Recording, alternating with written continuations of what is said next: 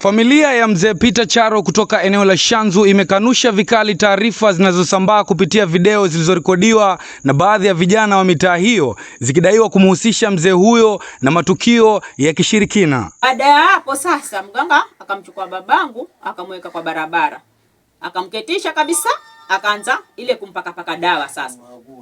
Anasema sasa hapo ndo ashamaliza kutoa zile vitu, sasa ndo anamwagua sasa ili zile vitu zitoke, manake mguu haezi, mwili pia haezi. Yeye mwenyewe alishikwa na ugonjwa akawa kama na paralyze. Akizungumza na Shanzu TV, msemaji wa familia hiyo amesema kuwa video hizo zimepotoshwa na hazina ukweli wowote na zimechangia kuharibu jina na heshima ya mzee Charo katika jamii. Hawa waganga walipokuwa wamemaliza hapo sasa ndo wakaingia kwetu sasa. Wakazuazua kila kitu. Haya, wakazunguka nyumba nzima, wakaingia ndani wakachimba. After hapo sasa wakamchukua yule mzee wetu akamweka kwa barabara. Wakasema wanampaka madawa. Sasa akapakwa madawa, sijui kama ni walikuwa wanamwagua nadhani. Haya. Sasa vijana kijiweni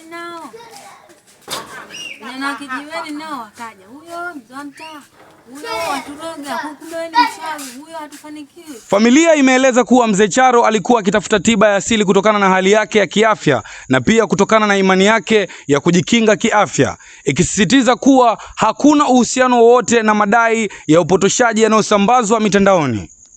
Aidha, wamesema kuwa baadhi ya vijana waliingilia tukio hilo bila ruhusa, wakaanza kurekodi video na kuzisambaza wakitoa madai yasiyo ya kweli, wakimhusisha mzee huyo na tuhuma zisizo na ushahidi wowote. Na hivyo vitu ambavyo kwamba vilikuwa vimetolewa hata chini ya kitanda chake yeye mwenyewe, mpaka kwamba hiyo kitu kinamsumbua, ndio kimempa magonjwa karibu miaka 3 hatembei. Ndio mimi nikaona sasa ndugu yangu hatembei ni nini? Hata nikamwita dada yangu kumwambia basi kama hapa kuna watu wamepitana hapa nyumbani, sisi ni Wagiriama. Sasa paka tulete kondoo tuje tufanye nini?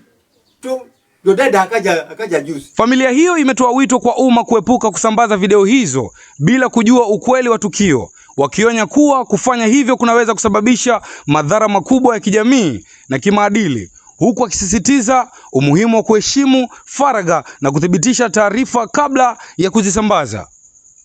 Nikiripotia Shanzu TV, jina langu ni Davis John Kahinde.